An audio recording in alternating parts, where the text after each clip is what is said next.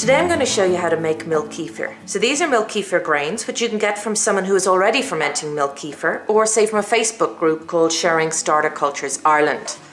Then I'm going to use whole organic milk, and I'm going to pour it in and cover it up.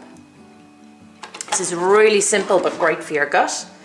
Then we're going to put on some muslin to keep out any fruit flies. We'll secure it with a piece of tape, but still the air is going to get into it. And we're going to leave that in a warm, dark place for 24 to 48 hours. Then when you get it, it's ready like this. It's set, it's a bit like jelly-like. And then we are going to strain it. So you need to use a non-metal strainer to strain it. So you pour it in. You can see there it's quite thick and set.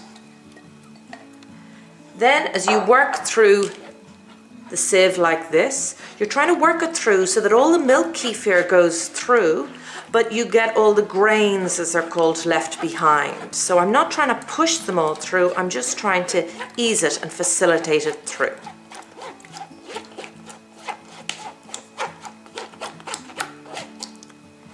And then you put these in your, wash out your container, and off you go, you're ready to go again. And then here we have the milk kefir, which I tend to pop into a bottle, pop it into the fridge, and you're ready to go.